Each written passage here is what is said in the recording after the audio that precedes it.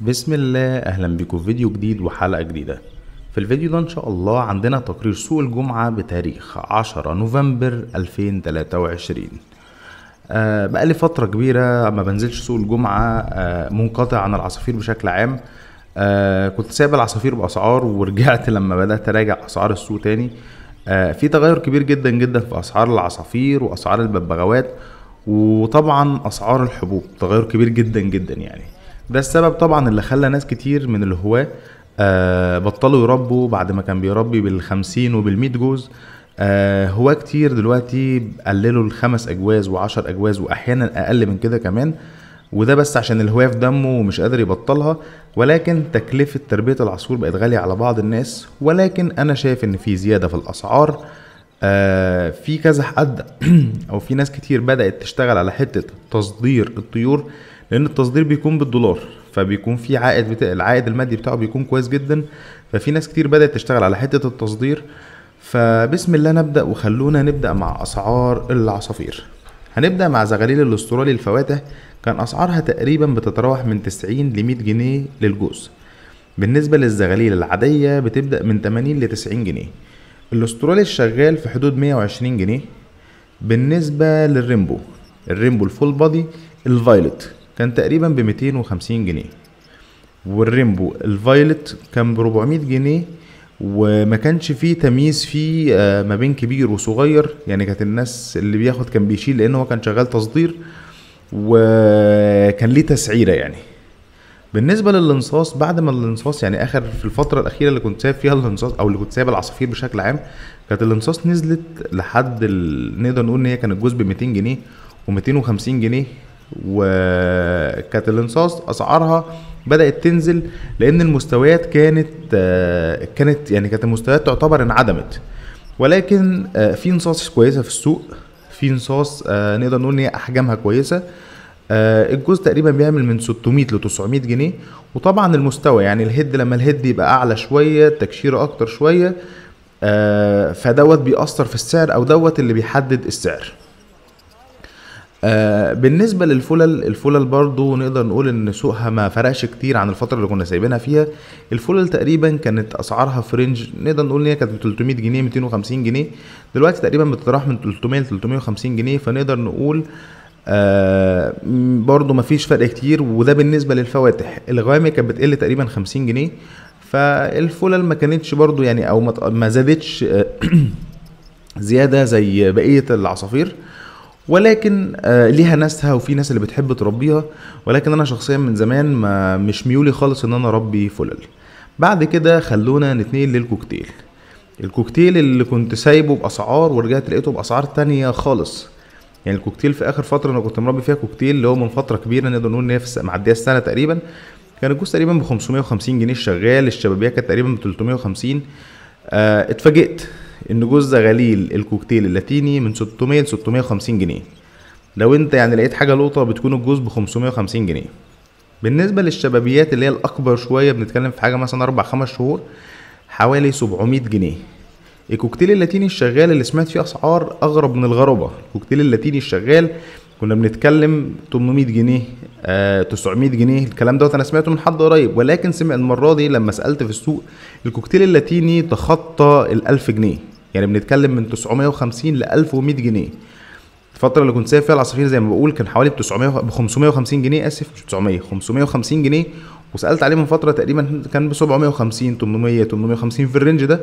ولكن دلوقتي تخطى في بعض الاجواز كوكتيل لاتيني تخطت ال 1000 جنيه، بنتكلم في 1100 جنيه جوز كوكتيل لاتيني. فانا بصراحه شايف على اللي جاري دلوقتي فهو فرصه كويسه جدا جدا ان انت تعمل مشروع من الكوكتيل اللاتيني، لان انا شايف ان انت لو عندك انتاجيه كويسه منه فهو العائد المادي بتاعه انا شايف انه بقى كويس. يعني اسعار الحبوب زادت، ممكن تدور على بدايل، ممكن تاكل بدايل، وهنعمل فيديوهات ان شاء الله عن البدايل اللي ممكن تقدمها لطيورك. ولكن انا شايف ان مشروع الكوكتيل اللاتيني دلوقتي اصبح مشروع حلو ومجدي. يعني انا شايف ان هو مشروع اصبح فيه جدوى. بعد كده بالنسبه للكوكتيل الالبينو الزغاليل، ودي برضو كانت من الحاجات الغريبه بالنسبه لي. الكوكتيل الالبينو زمان كانت الزغاليل الجوز ب 1200 جنيه، دلوقتي الجوز ممكن تشتريه من اول 900 جنيه لحد 1100 اقصى حاجه. ده الزغاليل. الجوز الشغال في فتره من الفترات كان تقريبا وصل ل 2600 جنيه. الكلام ده بنتكلم من حوالي سنتين او من 3 سنين. النهارده جوز الكوكتيل الالبينو شغال ب 1500 جنيه. فبرضه في انخفاض كبير في اسعار الكوكتيل الالبينو وزياده كبيره جدا في اسعار الكوكتيل اللاتيني. ده بيرجع لايه؟ بيرجع ان طلبيات التصدير دايما بتطلب كوكتيل لاتيني. يعني طلبيات التصدير دايما اللي بيبقى مطلوب فيها الالبينو بيبقى مطلوب، هو مطلوب، ولكن مش بنفس حجم الطلب اللي بيجي على الكوكتيل اللاتيني. فانا شايف زي ما قلت لحضراتكم ان هي فرصه فعلا، والكوكتيل اللاتيني احمى شويه في الشغل. فان شاء الله الفتره اللي جايه هنبدا مع بعض وهنبدا نجهز المزرعه بتاعتنا من الاول تاني، ونبدا نجيب فيها العصافير واحده واحده علشان باذن الله نرجع نعمل فيديوهات زي زمان ان شاء الله. بعد كده بالنسبه للكوكتيل الحبشي، فهو كان طبعا يعني الكوكتيل الحبشي كان الجوز الشغال ب 250 جنيه. الزياده بتاعته نقدر نقول ان هي برضو يعني هو في زياده، بس تعتبر برضو مش هتغطي تكاليفه الا لو انت بتجيبه علشان تحضن بيض الكوكتيل الالبينو تحتيه. الجوز الكوكتيل الحبشي تقريبا ب 350 جنيه. بالنسبه للكوكتيل الايزابيل، الكوكتيل الايزابيل طبعا بيتحكم في الايزابيل الفاتح او الغامق. يعني شكله فاتح يعني، او اللون بتاعه بشكل عام فاتح ولا غامق، ولكن الايزابيل ما بيكونش فيه كتير قوي في الالوان او تنوع، او يعني ما بيكونش فيه عايز فاريشن للسعر او يعني تدريج للسعر كبير.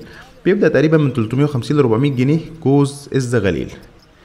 الكوكتيل الايزابيل للفواتح الشغاله، بنتكلم على فواتح شغاله يعني جوز كبير، حوالي بيبدا من 500 ل 600 جنيه، يعني نقدر نقول متوسط 550 570 جنيه مثلا. بعد كده وبعد ما خلصنا الكوكتيل خلونا نتنقل على الروز. الروز بصراحه من العصافير اللي انا بحبها. بحسه يعني سبحان الله، هو انا صوته مستفز بالنسبه لي، ولكن الوانه سبحان الله غايه في الجمال. الروز الشغال الجوز بيعمل حوالي 370 جنيه، وده ما فيهوش زياده يعني، اللي هي نقدر نقول اللي هي يعني. اللاتيني الجوز تقريبا من 450 ل 500 جنيه.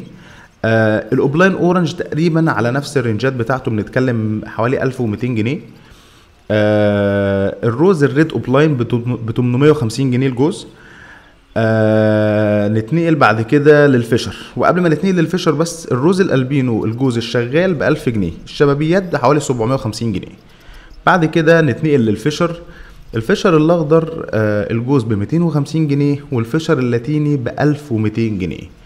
ده كده كان ملخص لاسعار العصافير. وقبل ما نخلص برضو اسعار العصافير، خلينا نقول ان الزبرة برضو يعني انا سمعت فيها سعرين بس من شخصين مش اكتر.